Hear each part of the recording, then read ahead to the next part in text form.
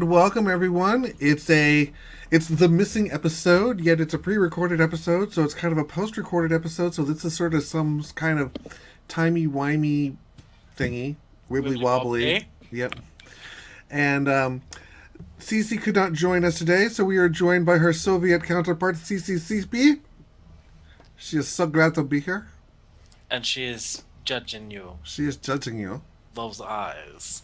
That's the And above her, of course, is the ever-famous, ever-wonderful Mouse. Hello, everybody. How's it going? And Mouse, what have you been up to? Opera, really. I've, every day coming after work, I've done nothing but study for the opera because its rehearsals start tomorrow. And I am also incredibly disappointed in this opera. We have a stage director who sent us the great concept for his opera, for the staging, and basically... Do we want to critique this on the air? But no, yeah, why not?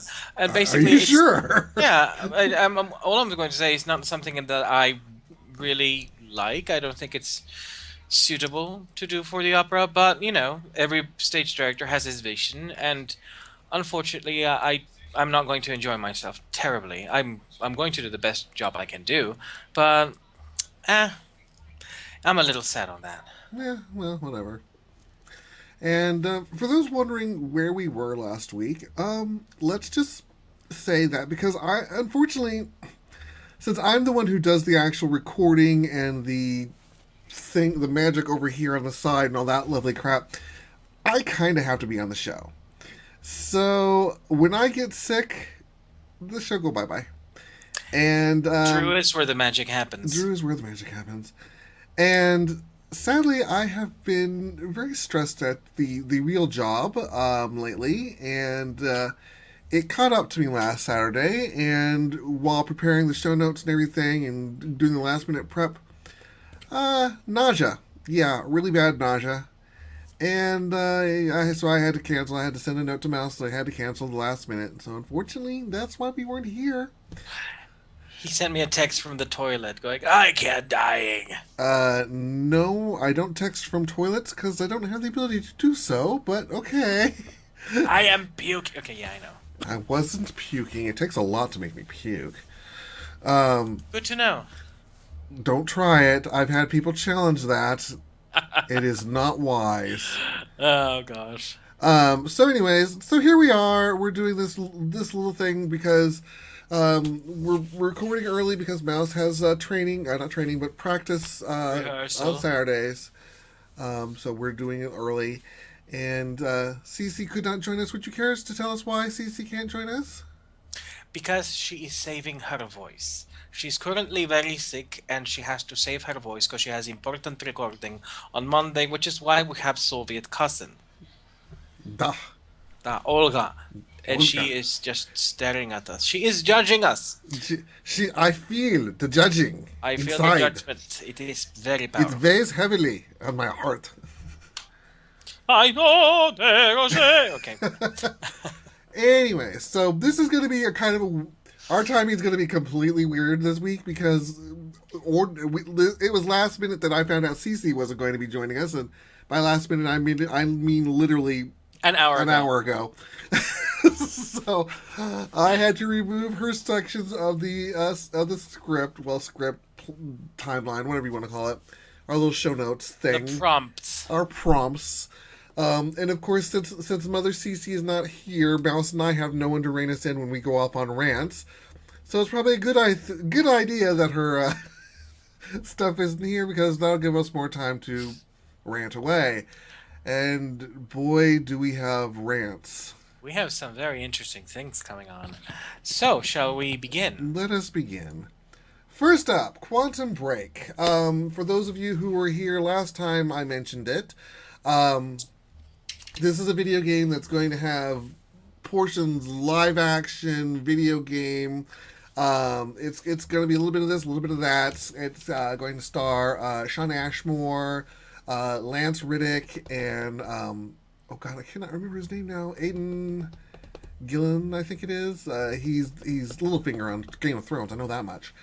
But for those who were expecting a traditional situation where the live action comes with the video game, get that out of your head. It ain't happening.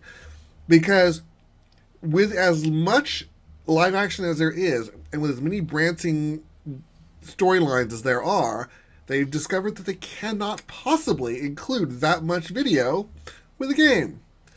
So you're going to have to stream those portions to your Xbox or your PC. And the funny thing is that the people who have Xbox Ones can save that to their HDD. People with PCs, not so much. You're not going to be allowed to do that. Oh, Microsoft. So, go figure. But Quantum Break is coming out April 5th. So, however you get it, I still want it. But, I'm kind of irritated that... but then again, I record everything I play. So, yeah, I'll have what I get my own way, one way or another. Thank goodness for, XSplit. So... may the odds be ever in your favor. Well, the odds are in my favor. So, moving on, shall we? So, let's talk a little bit about the state of BioWare. Now, we know that Mass Effect Andromeda, the launch date was announced for the holiday quarter of 2016, and of course, that didn't happen. It has been announced, however, for sometime in 2017. Now, the interesting thing is this, though. People, it is very, very much anticipated. People are looking forward to Mass Effect Andromeda, especially after the sour taste that the last Mass Effect left in some players' mouths. I didn't play Mass Effect 3. I decided to cut off at 2 because I could see the looming EA coming. Well, Mass Effect, BioWare right now is losing people left and right. Mass Effect Andromeda writer, for example, God, I hope I'm pronouncing his name right. It sounds like a cartoon character noise. Chris Schlerf. It is. It's sort of, I don't know, in an onomatopoeia kind of way. It kind of puts into my mind what might sound like if you wrote it out. It's a Tooniverse noise. It's a Tooniverse noise, etc. So, Mass Effect Andromeda, Chris is leaving. He has left BioWare. He has left BioWare Montreal, and he has joined Bungie to work on Destiny. We've heard about Destiny and how it's not doing exactly great. Can you hear me now? Oh. I was able to hear you already. There we go. Okay, sorry. I accidentally hit mute for a second. So that was the loss for BioWare that we had back in early February.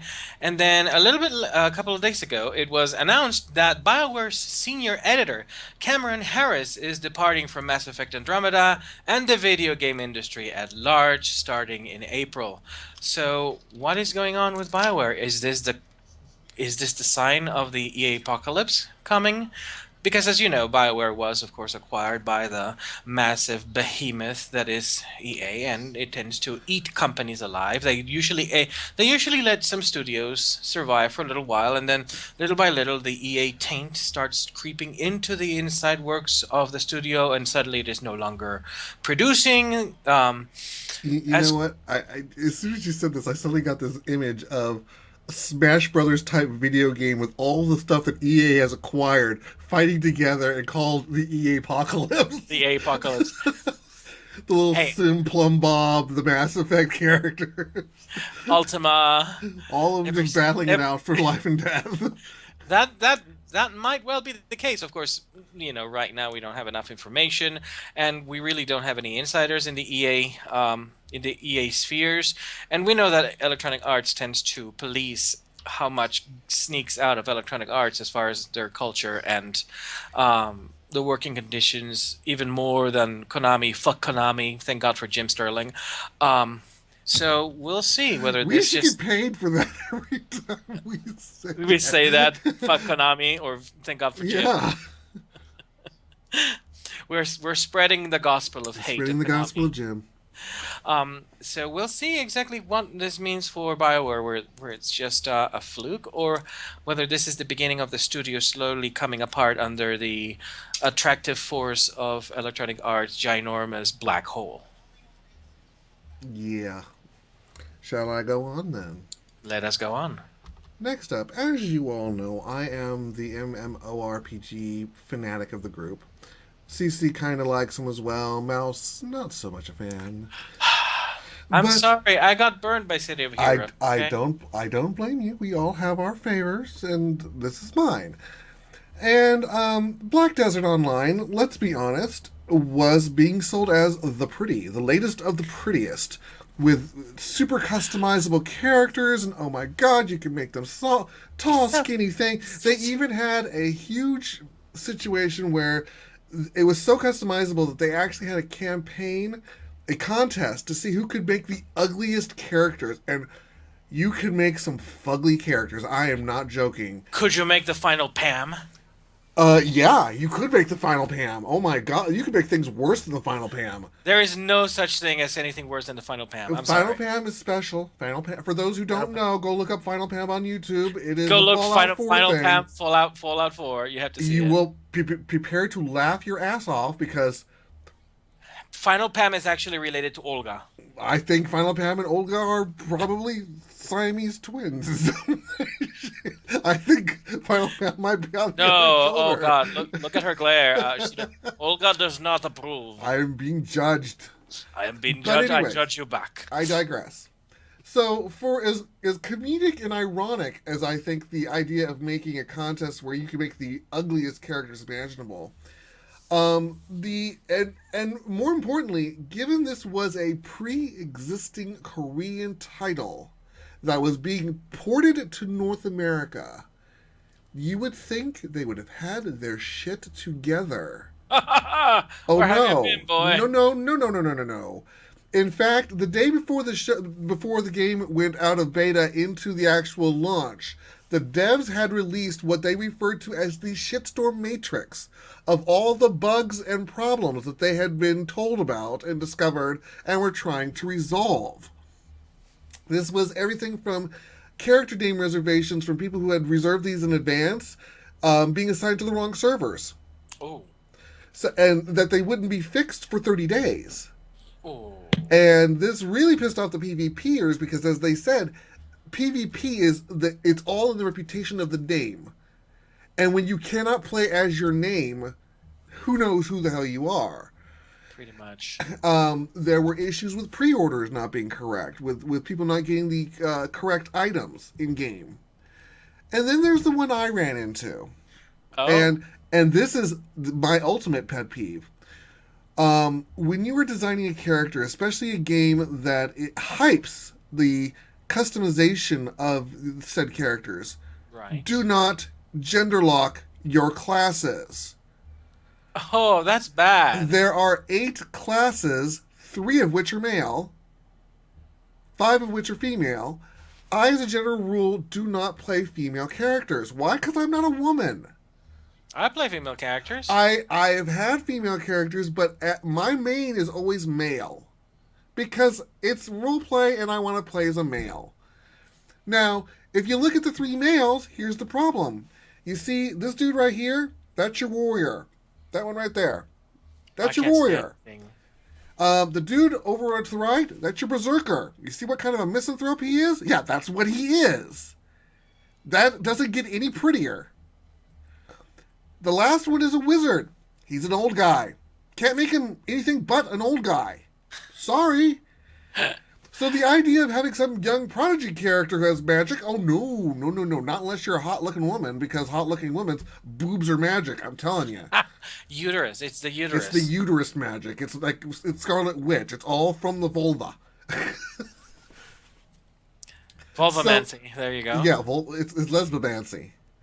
I went and took a female character, and I literally did everything I could to make it look like a male.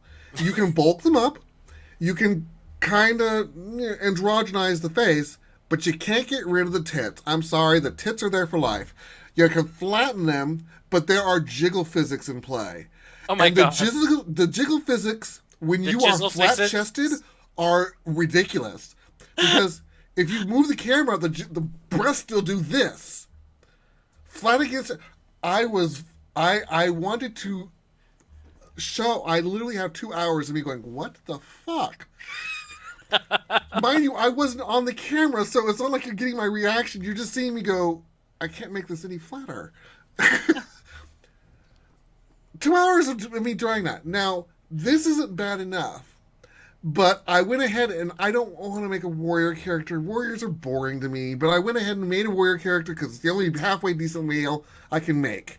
So I made a male warrior character. Customized him up, changed his face, changed his hair, changed the body type a little bit, changed his color. What do I get when I log into the game? What? The default. Oh, really? None of the customization, even though it shows on the character select, comes across. It comes up as the default character.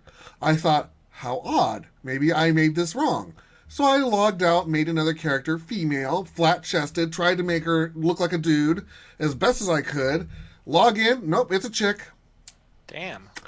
And I'm like, what am I doing? What is this that we have to get to a certain level and all of a sudden we magically change? Because that doesn't make sense to me. I looked it up. Apparently this was not a uncommon problem. In fact, there was at least an entire thread dedicated to it. Ultimately, I had to leave the tutorial area, be at least level 5. I think I was level 10 when I left the area. Be at least level 5, and I ran for miles down this one road, and I just kept going until I found other crap happening. And I'm like, okay, I must be far enough away. Then, at that location, I had to change servers. When I changed servers, which is not that difficult, mind you, but when I changed servers, then my character showed up properly. Okay, so we're talking seriously. And that's just the physical. People ask me how do I enjoy the game. I could not tell you what a single fucking quest was. I think it has something to do with me going out and killing some weasels and a beetle or two and drinking a potion. Not sure. Because I didn't read a damn thing. I literally clicked. Click, click, click, click, click, click, click, click, click, click, click. I would run off somewhere, swing a sword, come back. I did not... Every quest giver just dropped me right out of the fantasy because it's like, it changes the view. It looks like I'm in some sort of 1980s SSI campaign where I have suddenly just a picture here and it's saying something that doesn't match what's on the screen. It's hideous. Oh, so I give MMOs a lot of leeway. This game, I'm sorry, this game is fucked. It will not last in North America. I guarantee it. How has it managed to last this long in Korea? Because Korea has a different concept. They don't have an issue with gender-locked classes. How about functioning anything? Well, again, the way it could work slightly different in Korean. But, maybe that is the method by which they enjoy the game. Maybe they don't care, if it drops you out of the game in order to say something weird. Or the little shadow creature following you around goes, hee hee, humans ask people to do stupid things. Well, so do you little creature that's following me around. You asked me to... Rant. Okay, so the takeaway point is avoid at all costs. This game is terrible. I'm going to go deactivate myself from this, and I've only had it for less than a week. So, yeah. Such not a sell. And speaking of not selling, is it my turn again? Oh yeah, it's your turn. Go ahead. So, we are all very familiar with Kickstarters that don't pan out, Kickstarters that somehow, one way or the other, don't really deliver what they promise. Even Kickstarters who have the best of intentions. Hold on, before we go on, you're on Cult Sunshine, aren't you? Yes. You skipped Debonia. Oh! Okay, never mind then. Alright. It's because I have my tabs open, and I don't have a tab open for the Pony. I don't recall this being Kickstartered. Alright, so save what I just said for later. So, Deponia is a trilogy by a German adventure game maker studio called, for crying out loud, I just forgot their name, Daedalic, yes. Dalek. How can I thought it was Daedalic. I think it's pronounced Dalek, but go ahead. It's named after Daedalus, the architect who built the Minotaur's Yes, I things. realize that. I think you're pronouncing it a little too much with emphasis. Oh, well, whatever. Anyways, so uh, the series is sort of infamous for its dark humor, very irreverent humor, in many cases, incredibly politically incorrect humor. And I played the games. The main character is an asshole, Rufus. And I decided, well, he is an asshole, but they're sort of trying to build him up for something better, I could tell. Even though his asshole trait still came up. Game 3 comes around and it has one of the worst and most disappointing endings you could ever have in a game. And it was a little bit of a Mass Effect 3 kind of thing because I wasn't the only one who felt that way. And they're the creators, they can decide whatever the fuck ending they want. But, they also have to realize that some people are not going to like it. Um, so we thought, the game Can and I add one thing to this? what? I say this to a lot of people. I'm infamous for saying this. It's not possible to spoil me on things. I can read spoilers. I live for that crap. When Mouse was telling me about the third game and I was playing the first one, I said, "Well, tell me what's so disappointing." I won't say it, online. He told me, and I'm like, "Well, I guess I don't feel like playing the other two games now." Exactly. It was that disappointing. So we thought, the fans thought, well, that's it. The trilogy has ended. No, there's no more. They're sticking to their guns. Now, before you think I'm hating on Daedalic, I actually quite like their games. They make some gorgeous adventure games like Night of the Rabbit, and The Whispered Worlds. They also have a penchant for making games with incredibly sad endings. And just as a warning, that's what you're gonna get with The Whispered World and Night of the Rabbit. And I was fine with those games because they weren't quite sad as they were bittersweet. They The don't believe Deponia in happy endings. Yeah, they don't believe in entirely happy endings, which is fine. I thought the ending of The Night of the Rabbit was kind of bittersweet. There was a happy component, then there was a bittersweet, sad component, and I thought, it's nice. The Whispered World is fucking sad. If you haven't played it, then I won't spoil it for you. But my fucking god, just prepare to be very, very sad at the end. But it's sad in a sort of way.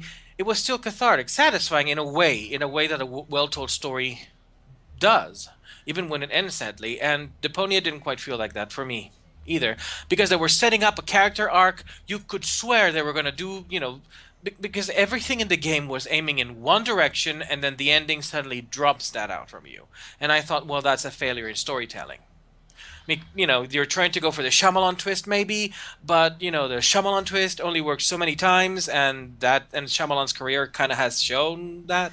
But anyways, they launched a new game called Deponia Doomsday, which takes place. It's a time traveling game that more or less lets the player try to avoid the ending of Goodbye Deponia, which was the third game. And this game has kind of made people very angry because, and I will spoil this for you, you cannot actually avoid the ending from Deponia 3. The whole game is kind of like a paean to the writers of the game, and basically saying that we've heard your criticisms and this is our response. Our game's ending is perfect, and we are going to we're going to sit you through 10, 12, 13 hours of time traveling plots and subplots with loops and sub loops that will show you that there is no other possible ending that could be as satisfactory as our ending. So it's incredibly it's a masturbation game kind of thing, and it does have a lot of fun moments. Time Really, traveling masturbation. Go it's figure. it's time traveling masturbation. It has a lot of fun moments, but when the ending came, and I had already made my peace with the ending in Deponia 3, and I could see how like all of the attempts and they were not going to pan out. It does give us a little bit more closure between some of the characters, not really enough though, and the ending still felt unsatisfying. And I hope they don't try to revisit this again. I hope they can take the criticism maturely and just write the pony off as a story that had some interesting promise and it had some memorable moments and some very incredibly bad puzzles at some point or another, and just write it off as an uneven work. Nowhere near the heights of the Whispered World and the Night of the Rabbit. Still, an enjoyable, well, an interesting experience. Not for those who are easily offended. Because every stereotype you will find, every bad kind of humor, it will be touched upon in the series, from uh, making fun of racial stereotypes, etc. So it's very German in that sense. They're kind of like, I do not care about what you think of me, which I guess Olga would agree with. Now is the time on Sprockets where we dance. This is the part where we dance. So, Would you like to touch my monkey? you want to- Thank you. You schmitten video. so yes, the Ponia's Wiener Schnitzel was not of to my taste. Your village may vary, but that is my take on the Ponia, on the Ponia Doomsday. And actually, it's the interesting thing is because it actually the game starts before the first Deponia game. That's when it starts. You can actually play the game as a standalone without having played the other three Deponia games, which is not a it's actually a bit of a smart thing to do. But anyways, moving on. Thus, next up, Shenmue III. If I can find my notes, there we go. As we know, it's still not anticipated until at least 2017 at best, but creator Yu Suzuki recently showed off some new screenshots and video clips at the Monaco Anime Game International Conferences, otherwise known as MAGIC. I don't have any of those to show here because, we talked about this last episode, why I don't show any of that crap anymore. Fair use, fair use. Where the fuck is the fair use, YouTube? You can probably find the unofficial video captures of the reveal on YouTube. So go take a look at it, without tripping all over it. It does have some pretty good graphics. There's no actual gameplay, but it does kind of show you moving through various scenarios, through scenes, basically, through various landscapes, with the sun moving and all that stuff. It's quite pretty. But there it is. But there it is. Next. So now we go back to what I was talking about earlier, talking about some failed Kickstarter campaigns. Well, there was this interesting little game called Cult Sim Sunshine Compound, which was basically was based on the stupid, annoying Facebook games that everybody keeps inviting you to, and even though they should know better.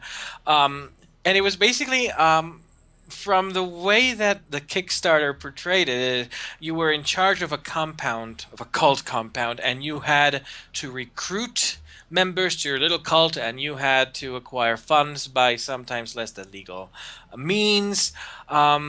The game was kickstarted. The campaign was kickstarted in 2013 with only $20,000 for the goals. It was modest. It looked like they had some, believable goals, and they managed to make the campaign with about $130 to spare.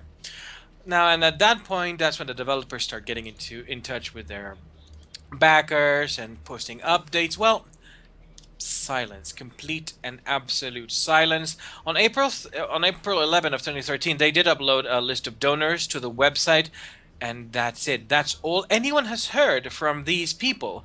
Their social media pages, all the updates just went completely mute, as if they had disappeared like a cult.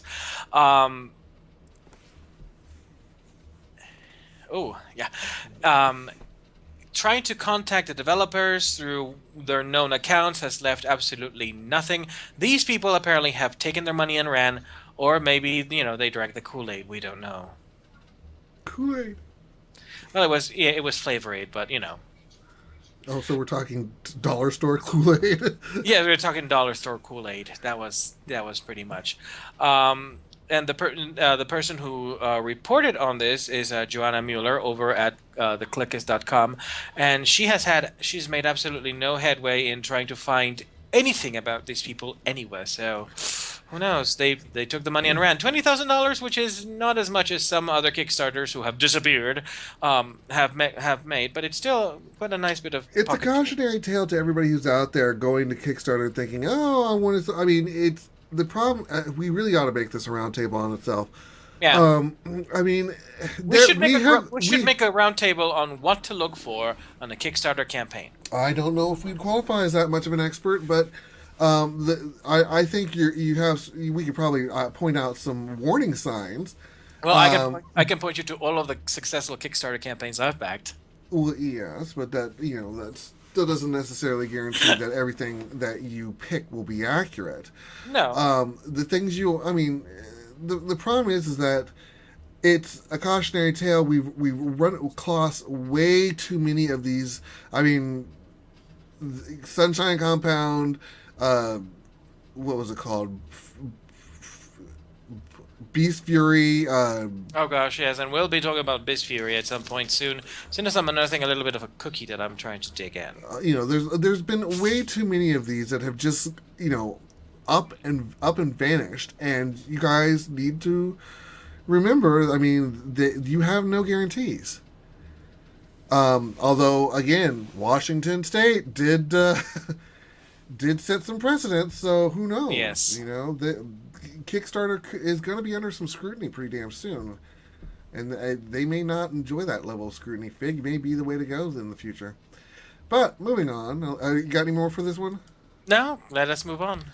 All right, next up. As of March 9th, Steam has recently changed up its market and trading features such that if you don't have its mobile phone identification, second level of authentication. Yeah, the Steam Guard thing. If you don't have that, if you try and use the market, the developed market in any of the tradings, your stuff won't show up for weeks, 15 days to be exact. So this is because they have literally basically said this is for enhanced security. They indicate that roughly 77,000 accounts get hijacked per month. And they claim, and I find this highly, highly spurious, they claim that 95% of their users actively make use of the mobile app.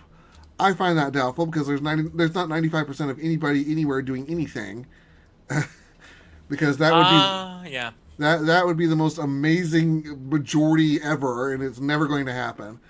But it used to be that there was only a 3-day hold on trades, but now 15 days, and some of the users are not thrilled with this concept, especially those who don't have the ability to run the app on their phones or simply don't have phones at all.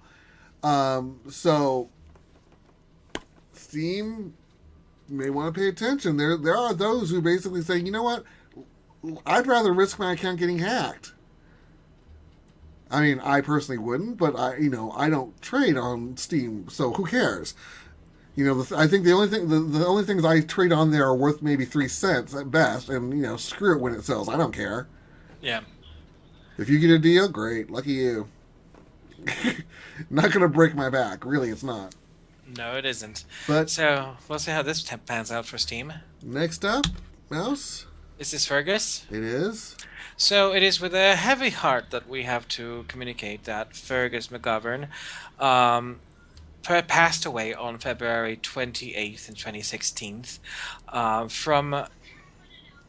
he died suddenly at the age of 50. Now, some of you might not know who Fergus McGovern was.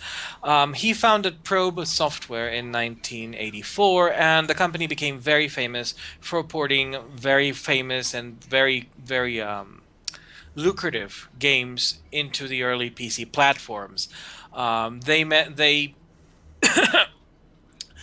During the 90s, they had a very, very huge boom because they got a lot of licenses for porting stuff to the PC, and they did things like Outrun, FIFA, and Mortal Kombat for all sorts of PC platforms.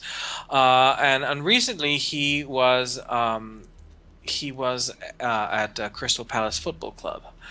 So unfortunately, McGovern is survived by his wife and three children. Well, not unfortunately. They're fortunate I they mean, survived. I But mean, unfortunately for them, that he. anything else on him? No, that's all. All right. Next up, this would normally be Cece's type of segment, but she had given her topics and didn't want to add to them, so I decided to run with it. There have been two releases of the semi-virtual reality and virtual reality type. First up, the top one is the Hololens.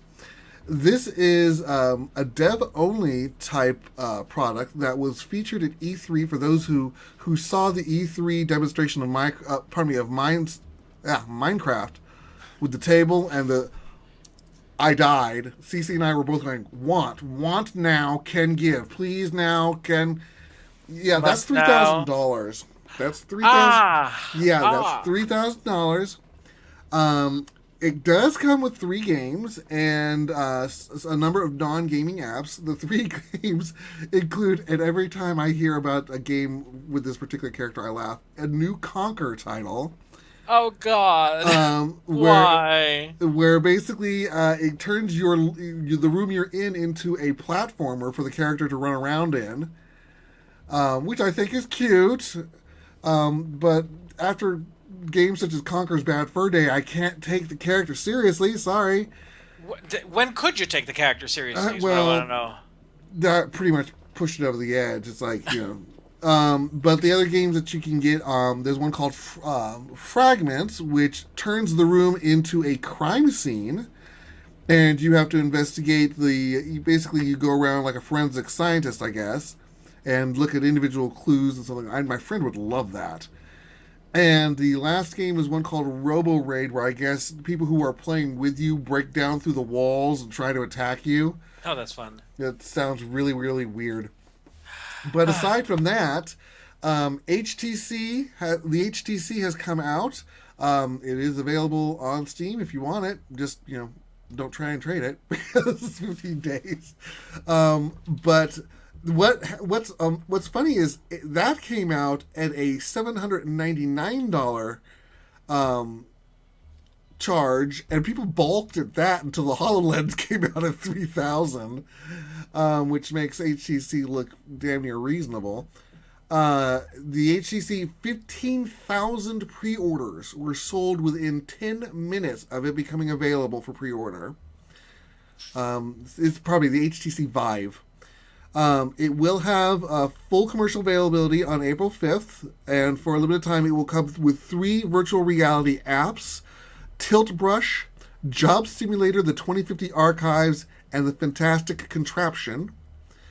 Now they justify their expense, the additional cost of this over, say, like the Oculus Rift, is because, unlike the Oculus Rift, it will be coming with 2 controllers and 2 sensors.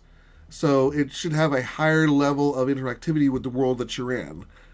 So for anyone who's got a lot of money to just toss around, there you go. These things are coming your way. Just make sure your PC can handle it because, expensive. It's like marshmallows, I guess. Yeah, these are not impulse buys, people. Not yet. Not for a while. Well, not for everyone. All right, Mouse, you have the entire print section. Yeah, I do. So, in our first topic, we have Antoine Ozanam and Joel Jurion are releasing a comic called Klaw with a K to Magnetic Press. I've only seen the teasers that they've taken out. It's basically it's a young adult graphic novel that is. The way I kind of describe it is like Fruits Basket without all the whining and bitching. There's actually 5 graphic novels already released in France, as I recall. Mm-hmm. This is the first of them. I think they are released out of age sequence because I think the main character in 3 is older than he is in 4 and 5. Yeah, so we have a little bit of the disjointed Yeah. narrative going on. It's a world of ancient myth, and it explores the tensions and between these races of zodiacal were animals who hide under the surface of modern life. So again, a little bit like that in Fruits Basket, but without all the whining, bitching, and moaning, and the doormat as a protagonist. And we mean Uh, Chinese zodiac, and we mean well, not Western zodiac. although I don't know exactly where a dinosaur fits into the Chinese Snake. zodiac. Well, It's yes, snake. it has legs. It's snake. Look at the picture. It's a fucking dinosaur. It's snake. I'm telling It you has what it is. It has wings. Snakes Well, don't have wings. I know some of the characters are able to manifest multiple totems simultaneously. I've already got it on pre-order, so. Okay. So the pre-order is for. Let me see when it's dropping. Oh gosh darn it! I hate this. I know it's June if I recall correctly. May 25th, actually. Oh, sorry. You can Damn order with your close. preview and it will ship on May 25th. So let's see how it goes. Drew's going to pre-order it. I'm going to let him I've pre-order. already pre-ordered it. It's already the order is made. He can tell me how good it is, and then I'll buy it.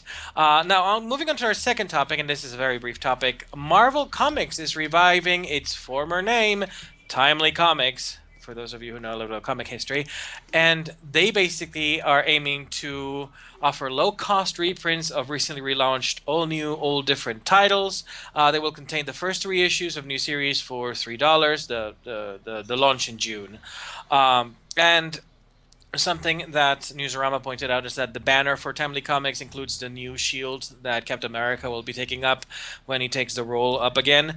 The titles that are coming up in June are Invincible Iron Man, All New, All Different Avengers, All New Inhumans, Carnage, Daredevil, Drax, Doctor Strange, Moon Girl, and Devil Dinosaur. I love that. I love that one.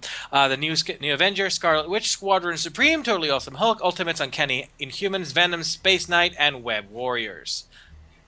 So what's staying with Marvel? Huh? What's staying with Marvel? What's staying with Marvel? We'll talk about that next week. I Now, see.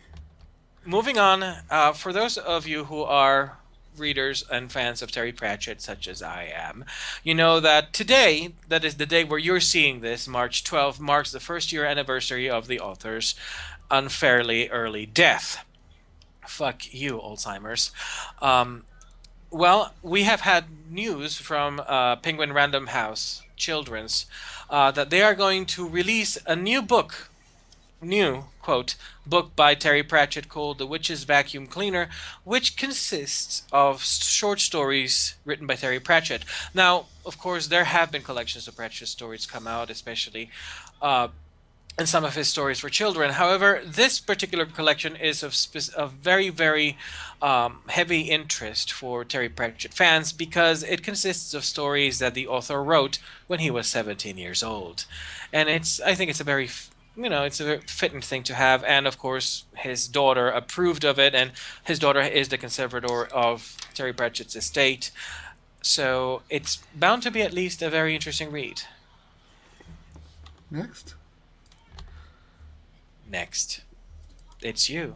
Oh no, it's you, Is it? Young Justice. Oh yeah. Okay, so very brief. It would have been CC at that point, but It would have been CC at that point, but now it falls to me.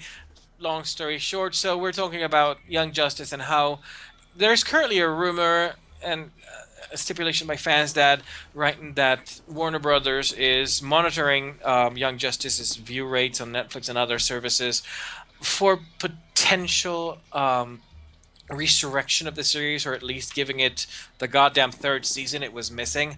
However, a couple of weeks ago, we had Paul Dini, who worked on Batman the Animated Series, Superman the Animated Series, Justice League, and Justice League Unlimited. He showed up in a Kevin Smith podcast, and he had some shade to throw on Warner Brothers, specifically on why Young Justice was canceled. Now, I want to quote this verbatim from the podcast because, my fucking god, Warner Brothers. Quote. Then there's this weird sudden trend in animation with superheroes like it's too old for our audience. This is what Warner Brothers said, and it has to be younger, it has to be funnier, and that's when the Dinny, watched the first couple of episodes of Teen Titans Go. It's like those are wacky moments in the Teen Titans cartoons without any of the more serious moments. Hey, let's just do them all fighting over pizza or running around crazy and everything. Because our audience, the audience we want to go after, is not the Young Justice audience anymore. We want to go after the little kids who are into boys who are into goofy humor, random humor, or like Adventure Time or regular show. We want to do that goofy. That's what we're going for. So fans out there who are hoping that perhaps the rumors are true that Young Justice might be coming back, I don't think so. Warner Brothers clearly has no interest in keeping up any of the adult or adult-themed shows. As we saw recently, what was it? The new Justice League cartoon that's coming out is going to be very brief and very heavy action oriented. So and let me point out one of the things you said in that quote. They wanted to focus on boys. Yeah. Not girls. Not boys. We'll go into some of this later, but the fact, let the girls enjoy the damn show. Yeah. What is wrong with that? Yeah. And what is wrong with adults? Let the adults enjoy the show. I enjoyed this show a great deal. Yeah, here's the thing. Guess what? I have a lot more money than the child does. That's what I was going to point out. Kids nowadays, most of those kids are not going to be buying the toys. They're not going to be buying the DVD collections. Why? Because they're just going to watch it on TV. You want to go after the adults. And here's the thing. As much as I hate the state of Japanese anime right now, because it really has gone downhill a great deal, at least there is one thing that I really do like about Japan, and it is that they do see anime and, both the animated movies and illustrated comics as more than just a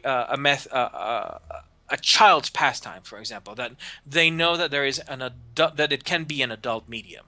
So Warner Brothers is really constantly shooting itself in the foot, as we'll see very soon. But because boy, this is a Warner Brother hate fest. Shall we move on? Let us move on. For those, I know Mouse is disappointed by the particular choice of Gaiman products that are going to television, but in this particular case, at least American Gods is coming to television. It's coming to Starz. And they have announced that Deadwood star Ian McShane has been cast in the central role of Mr. Wednesday. So he will, Neil Gaiman is apparently extremely thrilled. He said he had hundreds of people come across, being suggested to him, and it was always Ian McShane that made him giggle.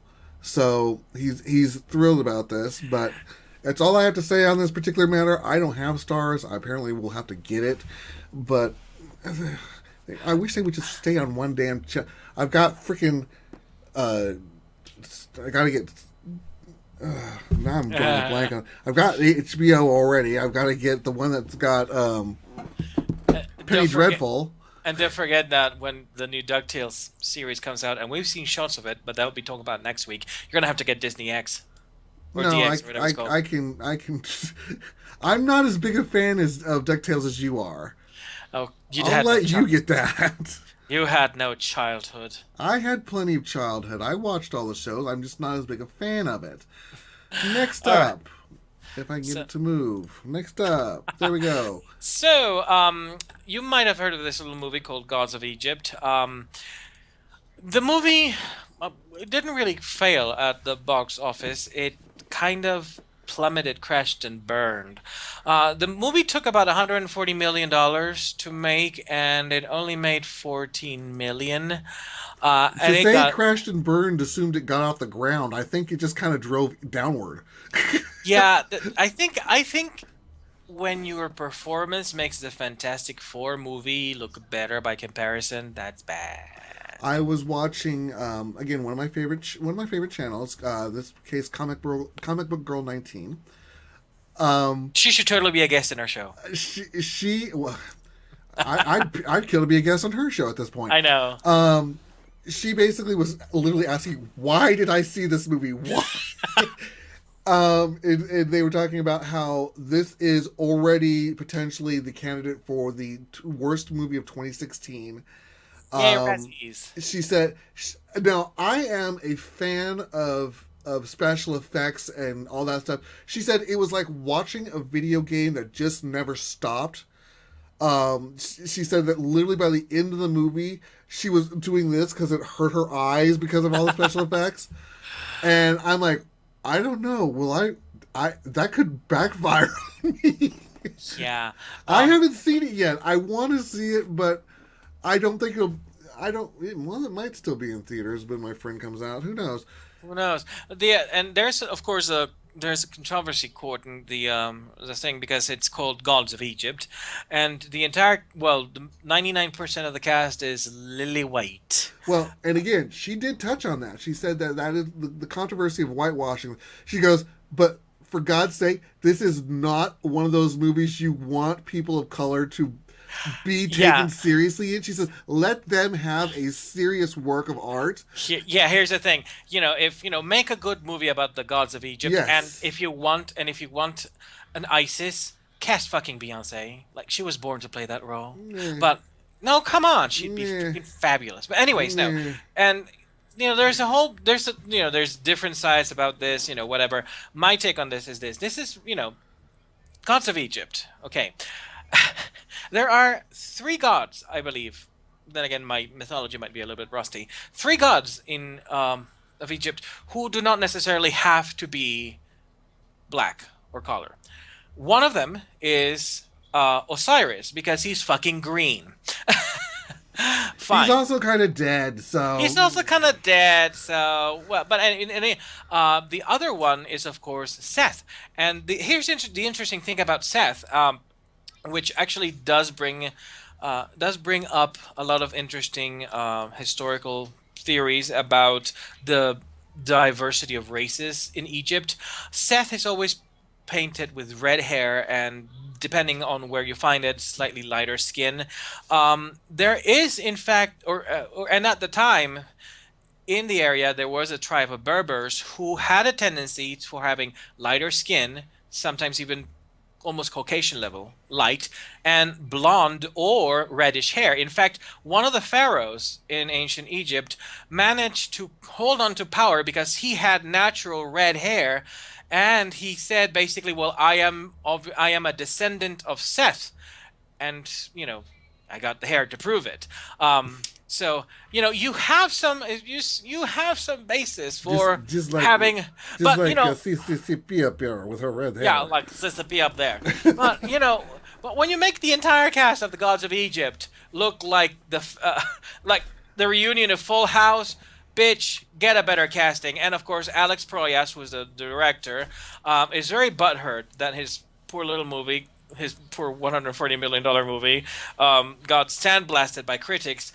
And he went onto his Facebook page, which is called Mistake Number 1 when you're a public figure, and he started calling out the critics a pack of diseased vultures pecking at the bones of a dying carcass. Honey, the vultures are only there because there's killing. And again, let's be honest. This wasn't a movie that was written to be a critical analysis of the gods and their interplay. No. This was a special effects spectacular that someone said, oh, we need a story. We need a story. Just throw a story in there. Any kind of story. And they got who's available? Oh, white people. All right. So, yeah. So moving shall we move on? Let us move on from that disaster into a potential disaster? I don't know. We have seen the first Ghostbusters trailer dropping, and there's a lot of good in it. The visual design is very interesting. There's actually, if you look it up, they had some scientists from MIT doing some theoretical analysis on how the proton packs might be designed, so they incorporated their feedback into how the proton packs were built and what they look like, etc. And the visual design for the ghosts actually look pretty cool. Just as a heads up, we're almost an hour in. Yeah.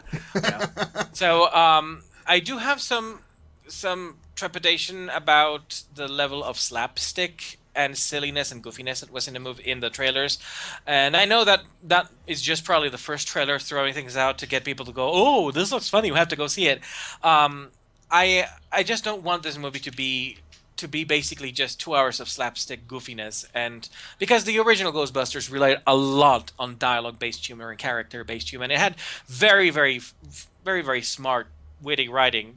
Harold Ramis, rest in peace, and Dan Aykroyd worked on the script, so it had top-notch writing. It would be a shame if this movie did not have that, and instead resorted to the low-hanging fruit. Well, I don't know. A fan basically took and recut the trailer, and actually cut out about half of it. Yeah. And it's considered a much better trailer because they cut out because he cut out a lot of the slapstick. Yeah. So and the original movie had some slapstick. It was usually relegated to Slimer and Slimer doing things to people. But here we've got the power of pain compels you, stuff like that. It's like, we'll see. We'll see. I am half about this movie right now. The slapstick, the visual design looks really cool, and they did throw a bone to the fans of the original movie. It said 30 years ago, 4 scientists saved New York. Of course, it's not the Ghostbusters, because the Ghostbusters were 3 scientists and a civilian. So, anyways, moving on to a resounding success. As we know, Zootopia has hit movie theaters. It is now. And has surpassed Frozen's opening week. Thank God the monster is dead.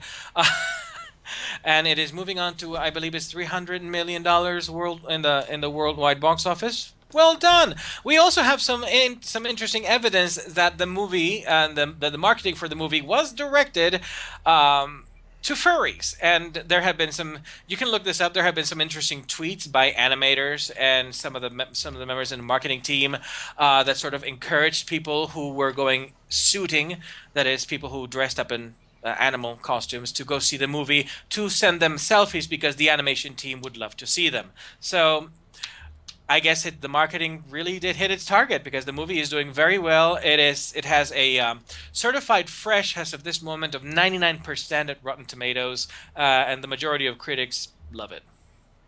So expect that there will be a sequel. And you know what? And I was talking to CC about this.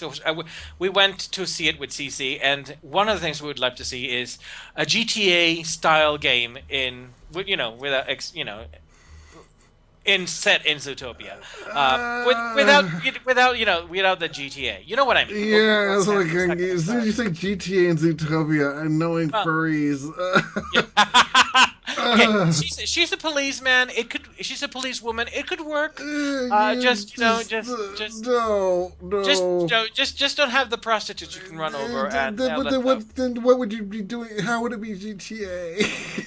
I'm sure Disney can find a way. Grand Theft Furry. No, we don't need that. We don't need that. Next up. Oh, God, here we go. Okay, well, for those who know, we have been all up and down the frickin' bat pole on Batman vs. Superman, Dawn of Justice, or Dawn as Clusterfuck, or now as we call it, Dawn of Just Ass. We'll get into that in a minute. At least I have always said each time, there is nothing more that they could possibly do to make me cover this, because they have fucked it up enough.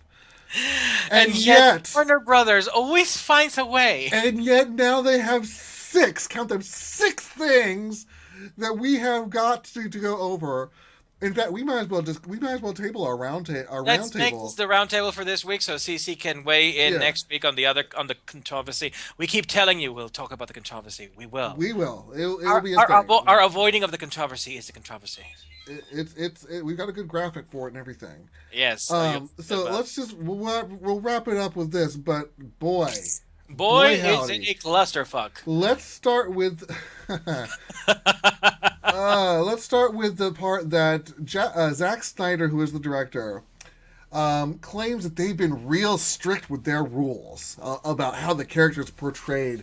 He says he wants to give all the characters a mythological grounding. And with regards to Wonder Woman, he's all about that female empowerment. And as he puts it, it's about time Wonder Woman was represented correctly. Too bad he's not going to be the one doing it. Right, because she has her own fucking movie coming up. Well, not even that. Anytime you have Wonder Woman retired from heroism because she's world-weary and tired. You're wrong.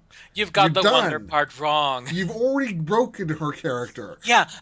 For example, okay, in the 1970 series with Linda Carter, which we all agree was cheesy, but in many ways it got the So character was the right. 70s. Let's be Yeah, honest. it was the 70s. The character, the situations might be cheesy, but the way the character was portrayed was Linda Carter portrayed her in earnest, and it was a very good portrayal.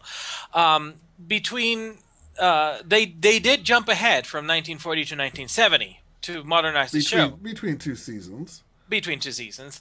And the way they explained it is that Wonder Woman did retire, but she didn't retire because she felt, that she was world weary and tired and had lost faith in humanity. No, she basically thought, well, my mission is over. The Nazis are defeated. I'm going home to Paradise Island to kick back at the beach.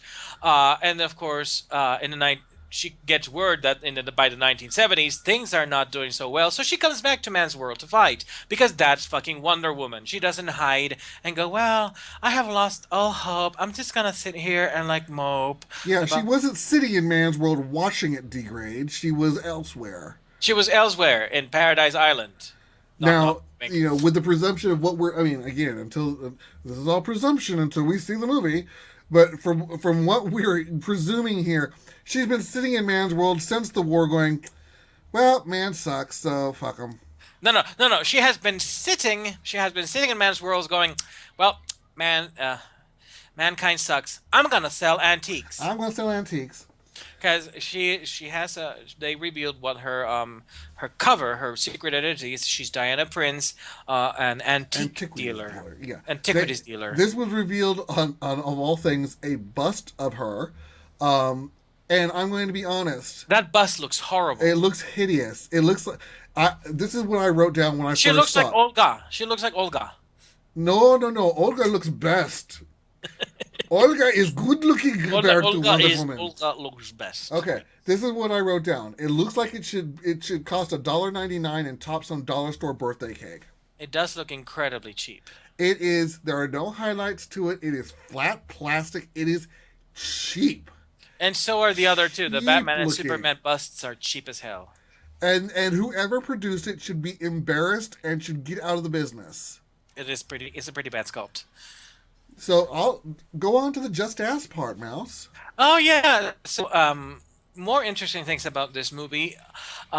We know that the cut that will be released in India for Batman v Superman Dawn of Clusterfuck actually had to be recut and re-edited because it did not pass the Indian censors standards. It will be... And why, you ask? Why? Because there is brief nudity. So we're going to see someone's ass crack. Or someone's ass, period. And who do you think it'll be? I don't know. Are we going to see some bad butt? Well, we've seen bat nipples and bat crotch. Why not? No. Are we going to see the bat cave? As long as I'm not sliding down the bat pole to get to it. Oh God! This is what happens when CC's not around to rein us in. But it could be the invisible jets. It could be the invisible jet. Yeah. It could be the Hall of Solitude. Oh gosh. Or it could be Eisenberg. We could see some Lex butt. Well, you had your money on Feinberg. Yeah, that's it. Whatever his name is. I don't want to see Lex ass. I don't want to see Lex ass. It could be Darkseid. We could see the dark side of Darkseid. On top of that, you want to talk about who's getting cut? Oh yeah, so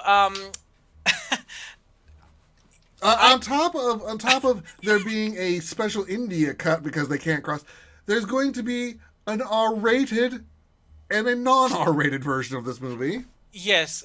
Now, some people have given me some flack for criticizing the movie, and I have said multiple times that they have crammed it so full of people and characters and everything that, first of all, I consider that the indication of basically them just throwing stuff at the wall and seeing what sticks.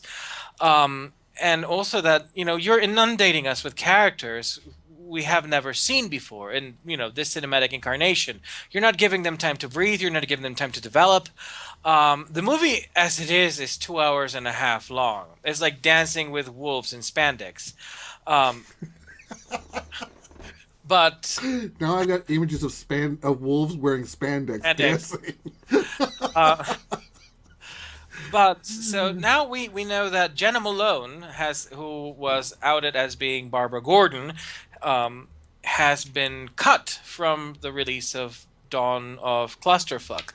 You will only be able to see her in the role of as Barbara Gordon in the R-rated cut. Maybe it's her ass. Maybe it is. Maybe we'll get to see some Batgirl butt, which, really, I know Gail Simone will scream in anger at that.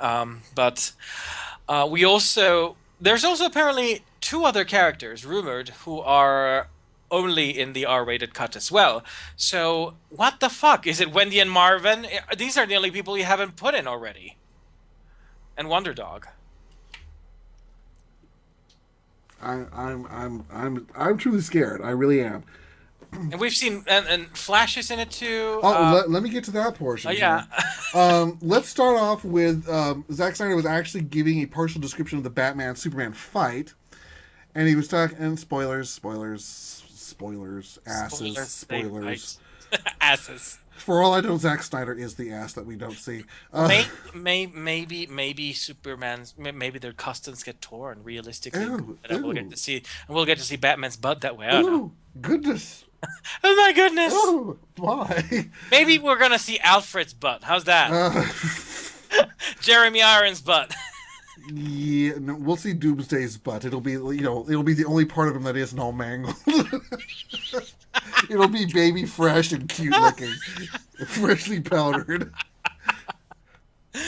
That'll be the final activation that Lex needs to give him to send him out into the world. Why don't I have a Cox and Crendor animation studio of my own? Anyways, so they basically he starts giving a description of this fight, and he talks about how before you even start seeing the fight, you see Batman running around in the area, putting things down strategically, such that when the fight actually starts to happen, Batman gets knocked into places where these things are located, and uses. And I'm like, he's like, did he plan it that way? And I'm like, well, shit, asshole. This is Batman, number one. But let's get more into this. Apparently, this movie is filled with what he refers to as dream sequences. I'm calling it a bad LSD trip. Dream sequences, really? Yes. What else is in this goddamn movie? For both Batman and Superman that hint at dangers to come, including the possible appearance of DC's galactic ultra-villain Darkseid. Apparently, the Flash will be played by Miller. I forgot to write his first name down. Mark Miller, possibly? I don't know. Who cares at this point? Apparently, he's going to appear in one of Bruce's nightmares, delivering a cryptic message to the Dark Knight. So, yeah, Flash will be the purveyor of LSD. And apparently, Batman and Superman will have psychic powers to be able to foresee the future. And we have Cyborg appearing there too. And Cyborg will be in this. And don't forget Aquaman. We have Aquaman already. Yeah, we already know he's in there. It says fans will have to debate whether this is really a dream or maybe the kinetic heroes breaking through the time-space barrier to deliver a warning. Seriously. Snyder calls this a giant Easter egg. That's not a fucking Easter egg. And hopes that it's it will not an Easter egg if you put it in front of everybody's face and you go, look at it. Easter egg. And he hopes it will spawn plenty of online theories. We had such a straightforward narrative on one hand. I wanted this other layer of the movie to be complicated and bizarre. What part of this narrative is straightforward? We have superheroes having LSD dreams. Yeah. I don't think that qualifies as straightforward. In fact, Morgan Freeman, who played Lucius Fox in Christopher Nolan's Dark Knight trilogy, he has some serious reservations. He's like, did you see Batman Begins? You can't tell it better than that, basically. And we do have some reports of Batfleck, of Ben Affleck sitting at the set in his bat costume, rewriting parts of the script as shooting was happening. So the movie has reportedly become much more Batman oriented. Yeah, big surprise. And we do know that Warner Brothers is worried about this movie. To be honest, because of some of the initial screenings they have not had the overwhelming jizz fest that they thought they would have by showing this Hey, to Warner people. Brothers, would you care to watch our show once in a while? Just Yeah, saying. just saying, we could have told you that. We did. We did tell you that. Uh, like I said, I'm a huge Wonder Woman fan. There's a part of me that hopes that the movie isn't going to be bad, so that Wonder Woman, has a first outing in something that isn't a floating pile of shit. Uh, but at this point, getting this close to release, especially since the goddamn thing is getting released on my birthday, um, I I'm grasping at straws here to have any positive spin on this. As Eh, as as I was telling Mouse earlier, I said my friend is coming in from out of town, and she and I will see this together. And this is because she likes to watch these things with open mind and childlike wonder, despite being the same age I am. I'm hoping that somehow wears off on me, and that I'm able to do the same thing. But I have just to say this to Warner Brothers. There are a couple things you should. Number one, stop. Go home. You're drunk, and just stop. The things you should have done. Number one, don't even mention Aquaman, Flash, Cyborg, none of that shit. If they show up, go, oh my god, that's called an Easter egg. yeah. Okay? You don't need to throw that in. LSD dreams, again, don't need that shit. Yeah, see how well it went for Thor in, you know, certain Marvel movie. And again, Marvel is liked. Yeah, and people like Marvel. People don't like you that with Warner You Brothers. don't give them enough. And if you had maybe from okay, I'm going to say it. People will not forgive you for canceling John Justice and giving us They're Teen already, Titans. Olga is judging you already for that. Olga is judging. Olga does not approve. Olga is always judging. But again, if they'd come out and said this is a Batman centric movie that picks up from the Superman Man of Steel, that would have been good. Because then we know, okay, Superman's in it. We know where he comes from. We're getting Batman's story now. And it's Hmm. somehow related. That would have been fine. We didn't need Wonder Woman yet. Nope. Wonder Woman should have gotten her own treatment special to the. She is one of the Trinity. She is not a secondhand character tossed in for flavor. She is not the oregano. Now we allegedly she steals the movie. We'll see about that. We'll Um, see. it might be, and this is highly unlikely, but it might be that Wonder Woman will be the thing that saves this movie. We'll see. But again, to say we're finally doing her right. No, you're still doing her wrong. Yeah, Now, they if are. it's an acceptable interpretation of her, that's a different matter. But to say you're doing her right from that presumes that you're following the known interpretations of her, and that's not what you're doing. Yeah, and unfortunately, I think they're going with this daughter of Zeus crap that the New 52 threw in. So, God, I So wonder there. if we'll have the rapey killy Amazons from the Azarello run. Well, we could go to the bondage world Earth One version. Which, interestingly enough, is actually a lot more faithful to the Marston Wonder Woman than people imagine. But we'll talk about that when that book is released. So that's it. That's all I gotta say. And this episode was specially dedicated to the one fan we have who apparently giggles like a maniacal mad scientist every time we trash DC. This was for you. But That we would be don't do bye it. beat foo. Hi bye. Yeah, we don't do this just to trash on DC. We just trash on them because they've earned it.